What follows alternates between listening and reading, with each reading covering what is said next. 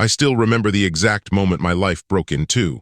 It wasn't a car crash. It wasn't a fight. It wasn't even a loud argument. It was one sentence spoken inside my own home. My son looked at me completely calm and said, "Dad, you should leave this house."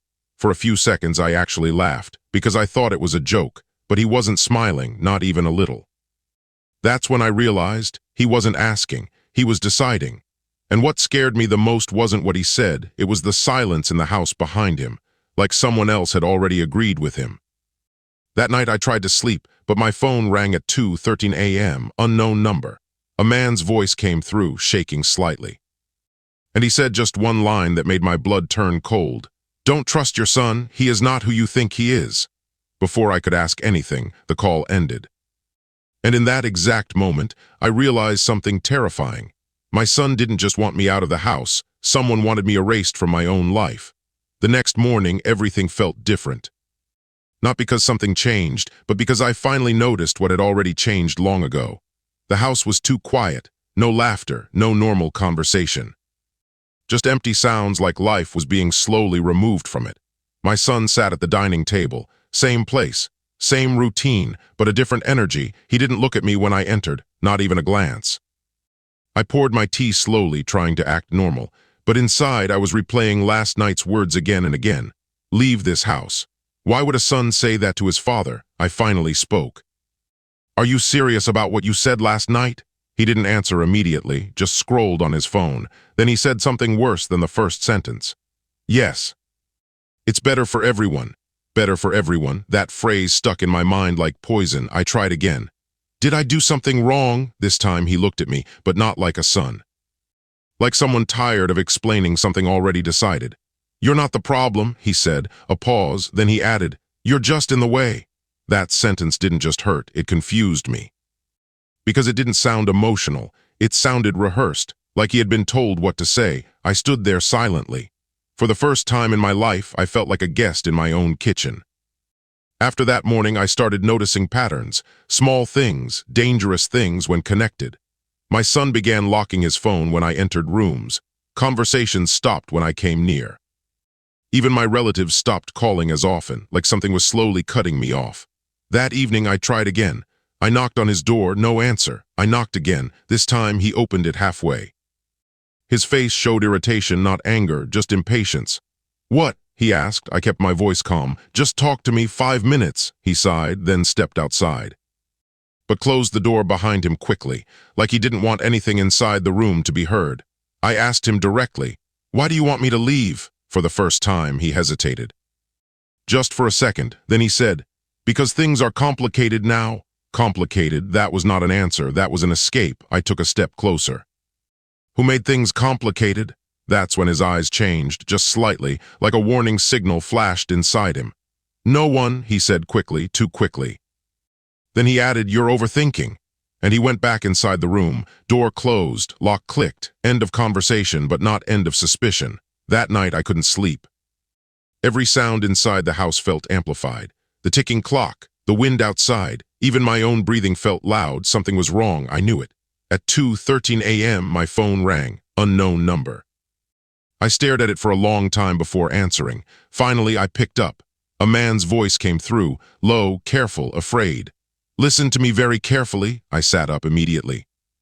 "Who is this?" He ignored my question. Instead, he said something that froze me completely. "You are not safe in that house." I felt my heart tighten. "What are you talking about?" He paused. Then said, "Your son is being influenced." My grip on the phone tightened. "Influenced by who?" Another pause, then the line cracked slightly. "I can't say more on phone, but if you value your life, act normal tomorrow." Then he added one final line, "And don't tell him you spoke to me." Click, call ended, silence again. But now silence felt dangerous. The next morning I didn't sleep, not even for an hour. Every time I closed my eyes, I heard that voice again. "You are not safe in that house." Those words kept repeating like an alarm in my head, but I had to act normal, because whoever called me also told me one thing clearly: don't let your son know. So I did what every confused man does when he has no proof. I watched quietly. At breakfast, my son acted completely normal. Too normal. He smiled once when checking his phone. But that smile didn't belong to me or this house. It belonged somewhere else. I tried to start a conversation again. "So, are you still thinking I should leave?" He didn't even look up. "Yes," he said simply. No emotion, no hesitation, just a decision already locked in. That's when I realized something important. This wasn't a family argument anymore. This was a plan, a slow removal. Like I was being erased step by step, I stood up from the table. "I want to understand one thing," I said calmly. He finally looked at me, not angry, just tired of me asking questions.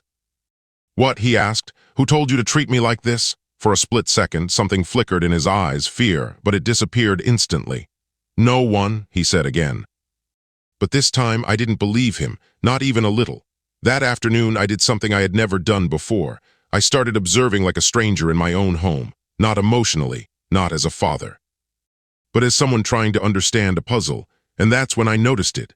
My son kept going outside to take calls, always at the same time, always turning his back toward the house, always speaking in low voice. I waited until he left the room one evening, then I walked slowly toward his table. I told myself I wouldn't cross any line, just look, just understand. But what I found changed everything. His notebook open on the table. At first it looked normal, numbers, small notes, dates. But then I saw one line that made my hands go cold. Phase 2, emotional separation complete. I blinked. Read it again. Emotional separation. What does that even mean? I flipped the page carefully. Another line, he is becoming easier to push out. My heart started beating faster. Push out of what? Then I heard footsteps. I quickly stepped back. My son entered the room. He stopped immediately. His eyes went straight to the table, then to me. There was silence, heavy silence, the kind that doesn't need words to feel dangerous. "What were you doing?" he asked. His voice was calm but not natural, controlled. I forced myself to stay steady. "I was looking for a pen," I said, a lie. He stared at me for a few seconds, long enough to make me feel like he could see through everything. Then he slowly walked to the table, closed the notebook, and said something that I will never forget. "You should stop looking for things you are not ready to understand." Then he left, just like that. But now I knew one thing for sure. This wasn't just influence. This was organized, planned, structured. Someone was teaching him how to remove me. That night I couldn't sit still. The notebook line kept repeating in my mind. Emotional separation complete. I needed answers. So I made a decision. I called the unknown number back. It rang twice. Then a voice picked up immediately, like they were waiting. "I told you not to call me," the man said. "I found something," I replied. Silence. Then his tone changed. "What did you find?" I paused, then said, "A notebook." Another silence, longer this time. Then he said something unexpected. "So it has already started." My grip tightened.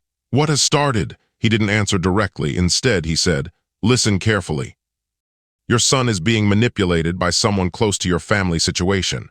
"Who?" I asked immediately, but he refused. "I can't tell you over phone." Frustration rose inside me. "Then why call me at all?" His voice dropped lower. "Because you are the only one who can stop it before it reaches the final stage." Final stage. That phrase felt heavy, dangerous.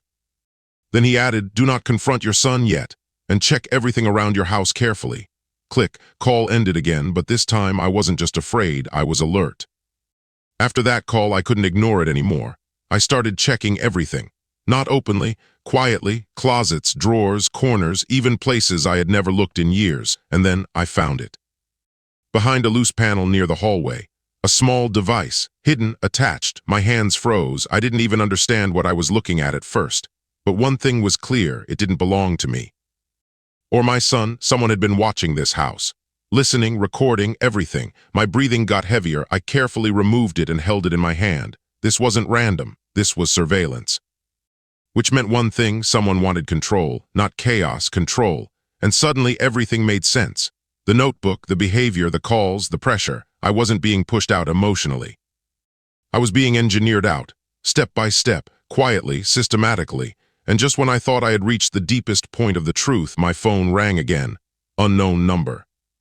But this time the voice was different, calmer, closer, and it said just one sentence: "You found the device, good." I froze because I realized something terrifying. This caller was not guiding me anymore. He was watching me in real time. That sentence still echoes in my mind. "You found the device, good." It didn't sound like surprise. It sounded like confirmation, like whoever was speaking already knew I would find it. I stood still in the hallway, holding that small, hidden device in my hand. My thoughts were moving faster than my breathing. This wasn't just surveillance anymore. This was control. Someone was tracking everything happening inside my home in real time. And worse, they were watching me react. I slowly placed the device on the table. My hands were shaking, but I forced myself to stay calm. Because I understood one thing very clearly now: if I panic, I lose. That night, I didn't sleep again. But this time, it wasn't fear alone, it was strategy. For the first time since this started, I stopped reacting like a confused father and started thinking like someone inside a trap. The next morning, I pretended nothing happened. That was the only way forward. If I showed emotion, I would lose control of the situation. So I watched, carefully, quietly, and that's when I noticed something new. My son was no longer just receiving calls. He was leaving the house, at the same time every day. 10:30 a.m., always dressed normally, always calm, always silent. But something in his behavior told me these were not casual outings. These were meetings. I waited until he left the house again. Then I followed him from a distance, keeping space between us. My heart was beating fast, but my mind was sharp. He walked through 3 streets, then turned into a small cafe I had never seen him enter before. I stopped outside, didn't go in. Just watched from the glass window, and what I saw inside made my stomach tight. My son wasn't alone. There was someone sitting across from him, a man, older, calm, confident. They weren't arguing. They weren't emotional. They were talking like professionals, like a plan was being discussed. I couldn't hear words, but I could see expressions. My son was listening, not speaking much. Just nodding, and every time the older man spoke, my son's face changed slightly. Like instructions were being given, I stepped back slowly. My chest felt heavy, so this was it, the influence. A real person, not a phone call, not imagination, a human source, a controller. I wanted to walk in, confront them, demand answers, but something inside me stopped me. Because I finally understood something important. If I confronted him now, I would lose the only advantage I had: information. So I walked away, quietly, but my mind wasn't quiet anymore. It was burning. That evening, something unexpected happened. As I returned home, I saw a car parked outside. Unfamiliar, engine off, windows tinted, no movement. I slowed down. Something felt off immediately, and then the door opened. A man stepped out, not the same voice from the phone, a different person. He looked directly at me like he had been waiting. "Mr. Harris?" he asked. I froze slightly. "Yes," he nodded. "I need to talk to you." I didn't move closer. "Who are you?" He glanced around first, then said quietly, "I'm not your enemy." That line alone didn't mean much, but the tone did. Serious, controlled, like someone who had done this before. I crossed my arms. "Then explain why you're outside my house." He took a slow breath, then said something that changed everything again. "Because your son is not the one making decisions." My heart tightened. "What does that mean?" He looked at me directly now and said, "He is being directed." I felt a cold wave run through my chest. "By who?" I asked immediately. But instead of answering, he stepped closer, lowered his voice, and said, "You already saw him today." My mind went blank for a second, then it clicked. The cafe, the man, the meeting. "You know about it?" I asked. He nodded. "I've been tracking this for months." Months, that word hit harder than anything else. This wasn't new, this wasn't sudden. This had been building long before I noticed anything. I took a step back. "So what do you want from me?" He paused, then said, "Your cooperation before they remove you completely."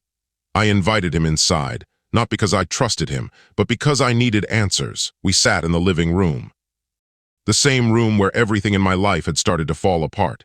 He placed a folder on the table. Inside were printed screenshots, messages, notes, and surveillance images. My son, the cafe, the older man, everything. My hands tightened as I looked through it. "This is real?" I asked. He nodded. "Yes." Then he pointed at the older man in the images. "This is the one guiding him." I looked closely. My stomach dropped slightly because I had seen that face before, not recently, but somewhere familiar. He continued, "He doesn't want your money. He doesn't want your house. He wants control of the entire family structure." I looked up. "What kind of control?" He answered slowly. "Emotional isolation, separation, replacement." Those words felt clinical, not emotional, not personal, structured, planned. Then he said something worse. "Your son believes you are the problem in his life." I shook my head immediately. No, that's not true. But even as I said it, I wasn't fully sure anymore, because I remembered his words. You are in the way, the man leaned forward slightly. This is how it starts, he said. They don't destroy relationships quickly. They rewrite them slowly. And that's when I finally understood the full picture. This wasn't just betrayal. This was rewriting reality inside my own home. The folder on the table felt heavier than anything I had ever held. Not because of its weight, but because of what it contained. Proof. Real proof that my life was not falling apart by accident. It was being organized into collapse. The man sitting across from me watched my reaction carefully, like he was measuring how far the truth had already entered my mind. I turned another page. Then stopped because I saw a name, not just a face this time, a full identity. I looked up slowly. This can't be right, I said. The man didn't respond immediately. He just nodded once. It is right, he said, my throat tightened. Because the name wasn't random. It wasn't unknown. It was someone connected to our extended circle. Someone who had been in this house before. Someone who had smiled at my son. Someone I had trusted without thinking twice. I leaned back slowly, my mind trying to reject it. No, he would never do this, I said. But even as I said it, I felt doubt creep in. Because betrayal never arrives loudly. It arrives through familiar faces. The man closed the folder gently, then spoke in a lower, more serious tone. This is not personal, he said. I looked at him sharply. How is this not personal? It's my son. He didn't argue, he just explained, slowly. Like someone repeating something he had said many times before. This kind of manipulation doesn't start with hatred, he said. It starts with influence, then confusion, then dependency, and finally rejection. Each word felt heavier than the last. I looked down at the table, my hands clenched slightly. And you're telling me my son is already at the final stage? I asked. He didn't hesitate. Yes. Silence filled the room. For a moment I could hear my own heartbeat, slow, hard, unsteady. Then I asked the question I was afraid to hear answered. Can he be brought back? The man looked at me for a long time, long enough to make the silence feel like an answer. Then he said, yes, but not the way you think. He leaned forward slightly. You cannot fight him directly. If he feels attacked, he will push you further away. I nodded slowly. My mind trying to process everything. So what do I do? He tapped the table once. You need to change the direction of the narrative. I frowned. What does that mean? He replied. You stop reacting like a victim and start controlling what he believes is true. That sentence stayed in the air, heavy, strange, but powerful. After he left, I sat alone in the house for a long time. No sound, no movement, just thoughts. For the first time, I wasn't just confused, I was aware, and awareness changes everything. If this was really a structured manipulation, then my emotional reactions were part of the system. My anger, my fear, my confusion, all of it was being used against me. That night, I decided something. I would stop reacting, completely. No anger, no confrontation, no emotional responses, just observation. Because if someone was building a narrative against me, then I needed to see every piece of it clearly. The next morning, my son noticed the change immediately. He studied me while I poured my tea. You're quiet today, he said. I smiled slightly. Yes, I replied. He narrowed his eyes slightly, like he expected resistance, but there was none. That unsettled him more than anger would have. I sat down calmly. I think I understand your point now, I said. He paused just for a second. About what? He asked. I replied gently, about me leaving. The room went silent. I could see it immediately. This wasn't what he expected. He thought I would argue, or resist, or break down, but I didn't. And that changed the balance. He leaned back slightly, confused. What do you mean? He asked. I took a slow sip of tea and said something carefully planned. If I am really the problem, then maybe distance is the solution. That sentence landed exactly where I wanted it to, not as surrender, but as acceptance. And acceptance is unpredictable. That day, something subtle changed. My son didn't leave the house immediately. He stayed longer, watched me more, studied me more, because now he couldn't predict me. And unpredictability creates doubt. Later that evening, I noticed him on a call again. But this time, his tone was different, less confident, more uncertain. That was the first crack, not in my plan. In theirs, I walked past him once. He quickly turned away, but I heard one word clearly. He's not reacting the same way. I kept walking, but inside I understood something important. They notice the shift, and once they notice, they adjust. That night, the unknown caller didn't contact me. No message, no warning, no instruction, only silence. And silence can mean two things: peace or preparation. And I had a feeling we were no longer in the phase of preparation. We were entering something else, something final. The silence in the house didn't feel peaceful anymore. It felt like waiting, like something was about to happen, and everyone knew it except me. My son was different that morning, not louder, not angry, just unstable in small ways. The way he placed his phone on the table, the way he avoided sitting too close to me, the way he kept looking at me like he was trying to solve a problem that didn't make sense anymore. He was confused, and confusion is dangerous when someone else is controlling your thoughts. I acted normal again. That was my new rule: no reaction, no emotion, just observation, but I could feel it. Something had shifted after my last conversation. My acceptance of leaving had created doubt in him, and doubt is the first crack in any controlled belief. He finally spoke. "You've changed," he said. I looked at him calmly. "How?" He hesitated just slightly, then said, "You're acting like you don't care anymore." I smiled softly. "I'm just thinking," I replied. That answer made him uncomfortable. I could see it immediately, because they had prepared him for resistance, not calm acceptance, not silence, not emotional distance. This was new territory for him. And people fear what they cannot predict. That afternoon, the unknown caller finally returned. But this time, his voice was different, sharper, controlled, less patient. "You changed your approach," he said immediately. It wasn't a question. It was a confirmation. I stayed quiet because I realized something important. They were watching everything in real time. Not just my actions, but my emotional patterns. My behavior shift had already been analyzed. I asked calmly, "Is that a problem?" A short pause. Then he replied, "Yes, because now they are unsure. They are adjusting strategy." My stomach tightened slightly. "So what happens now?" I asked, his voice lowered. "Now they test you," I frowned. "Test me how?" he replied. "They will try to provoke your old self. Anger, emotion, reaction. Anything that proves you are still controllable." That sentence made everything clearer. This wasn't just family tension, it was psychological warfare. Then he said something even more serious. "If you fail the test, they finalize separation." I felt a cold wave run through my chest. "Finalize," I repeated. He answered, "Permanent emotional removal from your son's decision-making." Silence followed, heavy silence. Then he added, "And once that happens, you won't get another chance to reverse it." Click, call ended. That evening I noticed it immediately. The atmosphere changed again, subtle but intentional.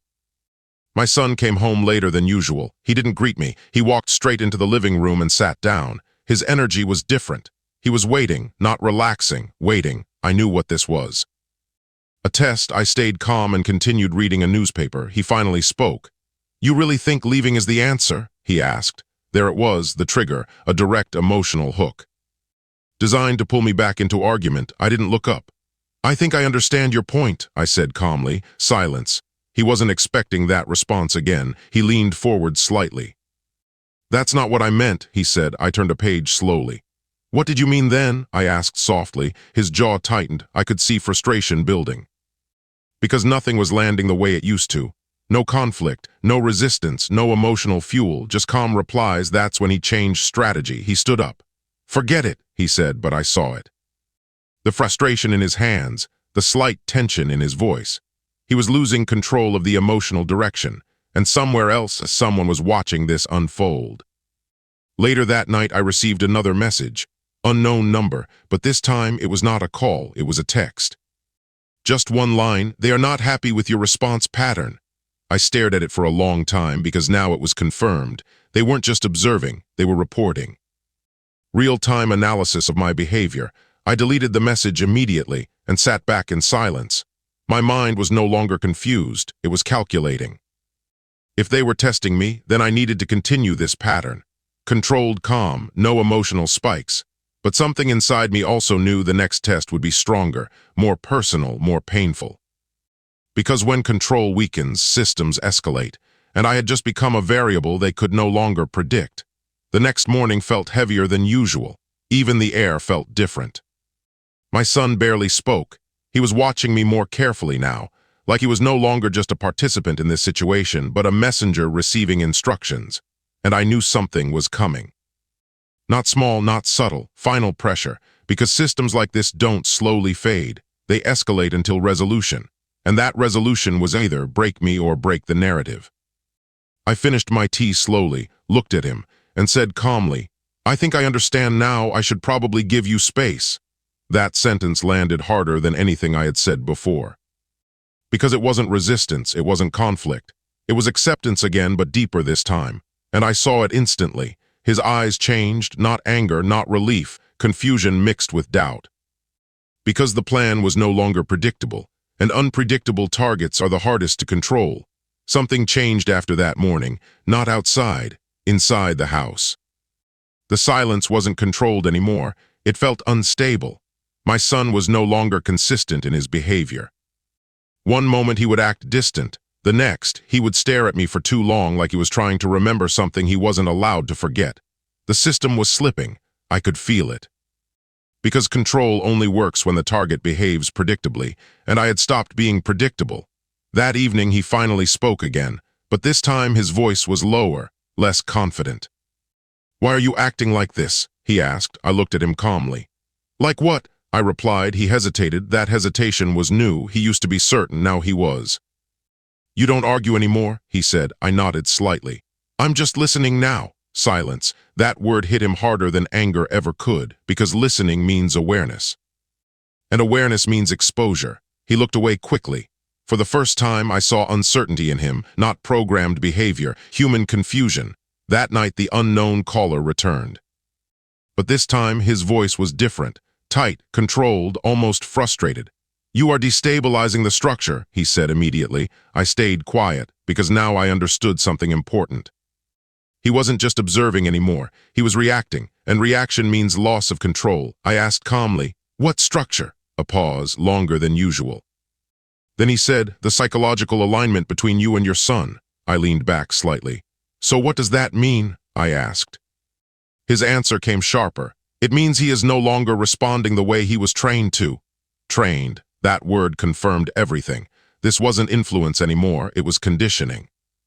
He continued, "You are breaking the pattern." I replied calmly, "I'm just talking to my son." That made him silent for a moment. Then he said something more serious. "If this continues, they will intervene directly." I frowned. "Who is they?" But instead of answering, he said something unexpected. "You will meet them soon." Click, call ended. The next afternoon, I saw him again, the man from the cafe, the one who had been guiding my son. But this time, he wasn't sitting in a hidden place. He was standing outside the house, waiting, not hiding, not watching secretly, waiting. That alone changed everything, because it meant one thing: they were no longer operating in shadows. They were ready to confront. He saw me and gave a small nod. "Mr. Harris," he said calmly. I didn't respond immediately. I studied him. This was the first time I saw him clearly outside of a file or distance. He looked composed, confident, but not emotional, like someone who believed he was doing something correct. "What do you want?" I asked. He smiled slightly, not mockingly, professionally. "To finish what we started," he said. My eyes narrowed slightly. "And what exactly did you start?" He stepped a little closer. "Realignment," he replied, that word again, structured, cold, deliberate. I asked directly, "Why my son?" He paused for a moment. Then answered, "Because he was the most responsive to influence." That sentence hit harder than anything before, not because it was cruel, but because it was calculated. I took a slow breath. "So this was planned from the beginning?" He nodded slightly. "Yes." No hesitation, no guilt, just confirmation. That night I couldn't sit still. Now I had two sides in front of me. The unknown caller and the man from the cafe, both connected, both involved, but with different motives, and my son still in the middle, still unaware of how deep this had gone. I sat alone in the living room when my son entered. He stopped when he saw me. Something in his expression changed immediately, like he sensed something had shifted again. "Who was that man outside?" he asked. I looked at him calmly. "A visitor," I said. He frowned. "What kind of visitor?" I paused slightly, then said, "One who believes he understands you." Silence. He stared at me longer than usual. Then something unexpected happened. He said quietly, "I don't even understand myself anymore." That sentence broke something in the air, not dramatic, not loud. Just real. For the first time, the programming wasn't speaking. The person was. I stood up slowly and said, "Then maybe it's time you start asking your own questions." He didn't respond.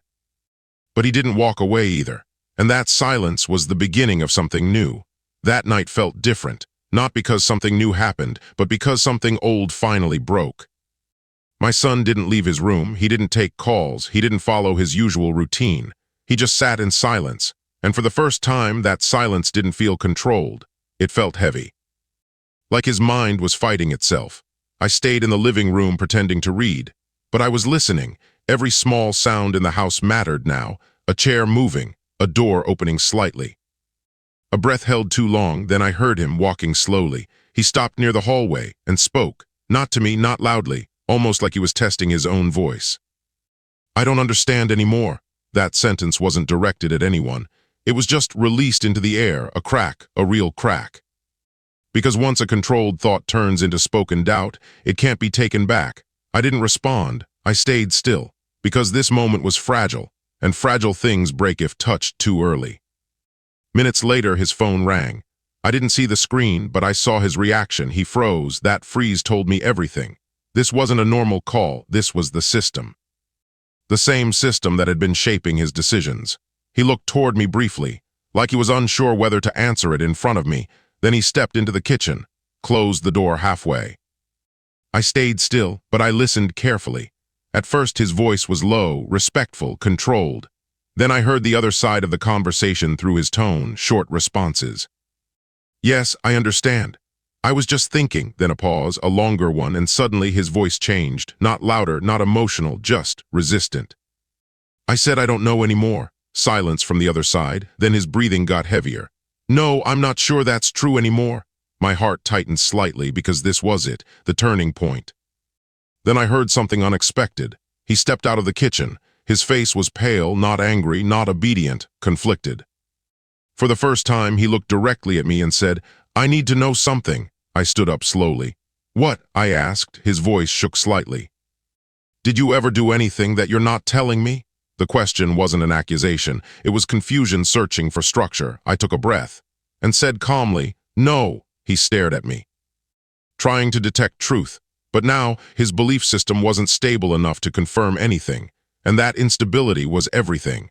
That same night, the unknown caller returned. But this time, there was no calmness in his voice, only urgency. "They are losing him," he said immediately. I didn't respond because I knew what this meant. He continued, "The emotional alignment is collapsing." Then his tone sharpened. "You must not push him further right now," I asked calmly. "Or what?" A pause, then a different tone, more serious. "Or he will fully detach from the narrative." That phrase stuck in my mind. Detach from the narrative, not truth, not lies, narrative. That's when I understood the full system. This wasn't about facts, it was about control of perception. He continued, "If he detaches completely, we lose all influence."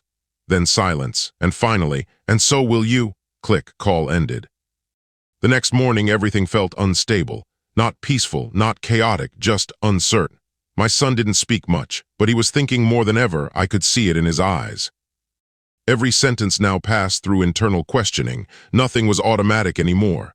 That alone changed the house dynamic completely. At breakfast, he finally spoke. "Last night," he started. Then paused. I waited. He continued. "I felt like someone was telling me what to think." I stayed silent. This was the moment. He looked at me, not as a son, not as a controlled subject, but as someone trying to reconnect reality. "I don't know what's real anymore," he said. That sentence landed heavily, because confusion is the first stage of awakening.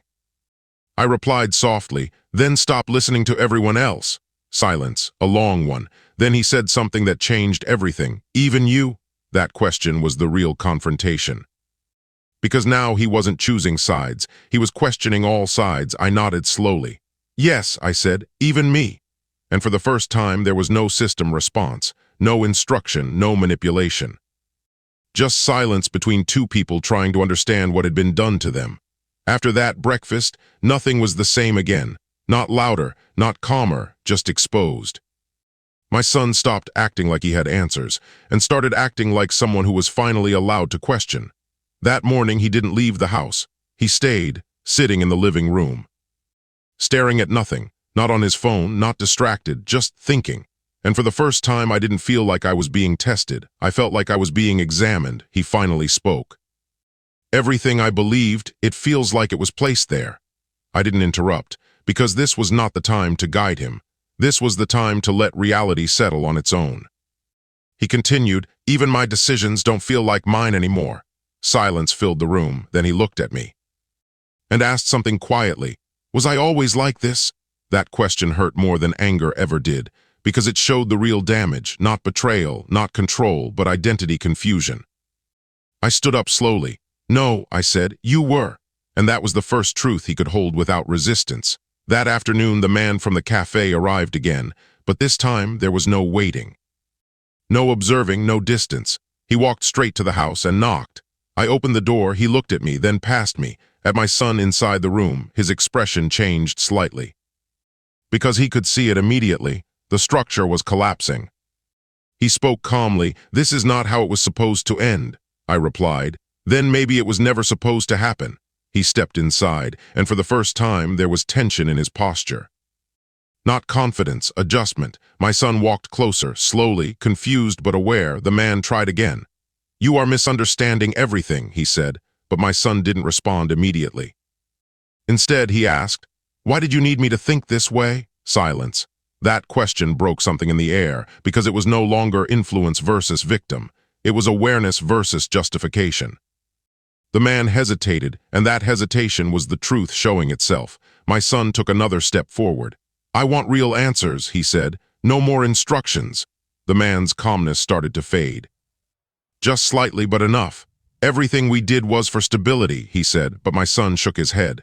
No, his voice was steady now. This was control. That word hit differently. Because naming something removes its power. The man tried to respond, but nothing came out immediately. For the first time, he didn't have a prepared line. I stepped forward slightly. You lost your influence the moment he started thinking for himself, I said. The man looked at both of us, then slowly stepped back, not in defeat, but in realization. That whatever system he built had already crossed the point of control. And now, it was no longer his to manage. He left without another word. After he left, the house stayed silent. But it wasn't the same silence anymore. It wasn't fear, it wasn't confusion, it was clarity forming. My son sat down slowly and said, so everything I felt wasn't fully mine. I answered honestly, no. He looked down, long pause. Then whispered, I almost lost my own father without knowing why. That sentence carried everything. Regret, shock, awareness, and recovery beginning. I sat beside him, not as authority. Not as control, but as family again. And I said, they tried to separate us slowly by making us misunderstand each other. He nodded slightly. For the first time, he wasn't resisting. He was understanding. Days passed. No more calls, no more unknown numbers, no more surveillance presence, just silence. But this time, peaceful silence. My son slowly started rebuilding clarity. Not overnight, not perfectly, but honestly. And one evening he said something I will never forget. If I hadn't questioned it, I would have believed a lie as my truth forever. I looked at him and replied, that's how most damage happens quietly. He nodded, then asked, why didn't I see it earlier? I paused. Then said softly, because manipulation doesn't look like control. It looks like concern repeated long enough. Silence followed, but it wasn't heavy anymore. It was understanding. The stranger never returned. The system never rebuilt itself. But the lesson stayed. Not everything that sounds logical is true. Not every voice guiding you has good intentions. And not every separation is natural. Some are designed, slow, quiet, invisible, until you no longer recognize your own relationships. I lost almost everything, but I didn't lose my son. Because the truth arrived before the final step was completed. And sometimes, that is enough to save everything. What happened inside this house was never just a family conflict.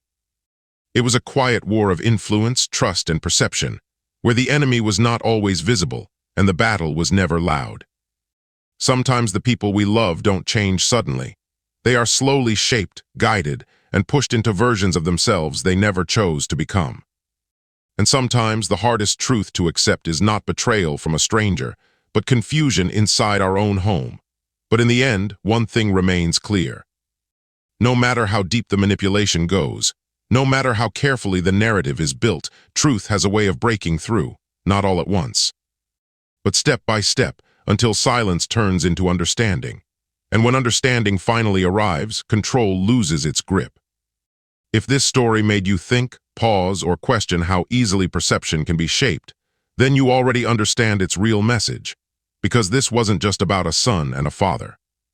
It was about how easily reality can be rewritten when no one stops to ask, is this truly my thought or someone else's? Sometimes the most powerful victory is not revenge, it is clarity. And once clarity arrives, nothing can remain the same again. Thanks for watching.